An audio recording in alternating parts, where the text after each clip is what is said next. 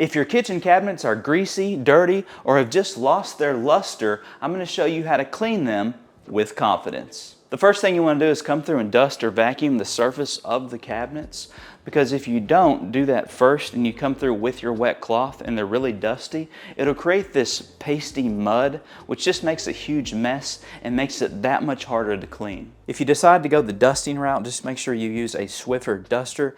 Work your way from top to bottom. And if you prefer to vacuum, just make sure you use a soft bristle brush, and this will just avoid any type of scratching. Step number 2 is to choose your cleaning product. This will vary depending on the type of cabinets that you're cleaning. If your cabinets are painted or laminated like these, all you'll need is a few drops of Dawn dish soap and a bucket of warm water. If you have natural wood cabinets, I like to use Murphy's oil soap. All you'll do is just dilute 1 cap with 1 gallon of water. I learned a long time ago that if you use too much of this stuff, it'll leave behind a sticky residue on the cabinets, so you just want to make sure you dilute it properly, and like I said, the proper dilution ratio, 1 cap per 1 gallon of water. Step number 3 is to start cleaning the cabinets, and for this you'll need 3 microfiber cloths, 1, 2, and 3. 1 cloth you're going to dip into your solution to clean with, 1 cloth you're going to dip into a clean bucket of water to rinse, and 1 cloth you're going to use to buff dry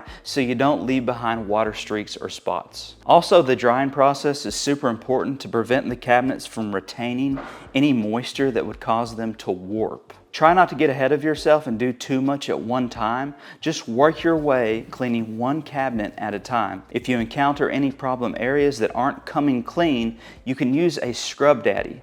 Scrub Daddies are great because they're non-scratch.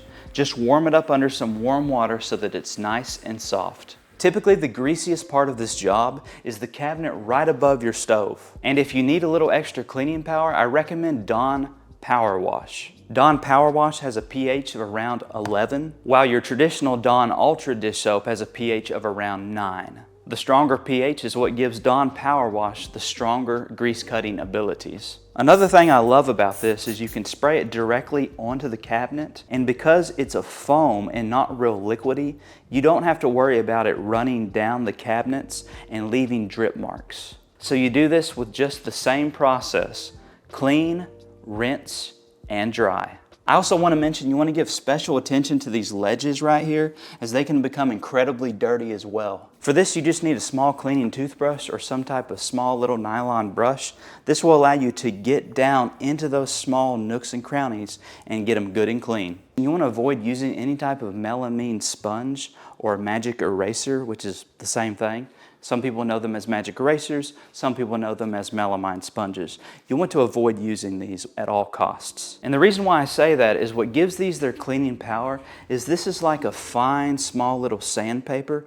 And what can happen is when you use these, especially when you scrub too hard, is it can leave little micro scratches on your cabinet. It can damage the paint or the finish, and you don't want that. So stick to your non-scratch Scrub Daddy that you've warmed under the faucet with hot water. To take this to the next level, it's time to clean the inside of your cabinets. To do this, simply remove all the items, place them on the counter, then go through and use the same process of dust or vacuum, clean, rinse, and then dry. Once again, try not to get ahead of yourself and just do 1 cabinet at a time. Also, use this time to declutter and discard any items you no longer need or use before you restock the inside. Cleaning inside the drawers can get a little messy as stuff can roll around on the counter and fall off onto the floor. So what I do when you get to the drawers is I recommend putting all your items in some type of a container, some type of a laundry basket as you're doing your cleaning, and then proceed to follow the exact same process. Vacuum first, then clean, rinse, dry, and then finally discard any unwanted items and organize them as you place them back inside nice and neat. And lastly, if anyone's been sick in the home with the flu virus or any type of cold, I recommend going through and disinfecting the knobs and handles with some disinfectant wipes. Just make sure you follow the instructions and that you're leaving the handles and knobs visibly wet for the amount of time prescribed on the bottle. This will just give the product the time it needs to kill the bacteria and the viruses that make you sick. If you don't leave them wet enough and it dries before the time prescribed on the bottle, you'll have to repeat this process and do it all over again.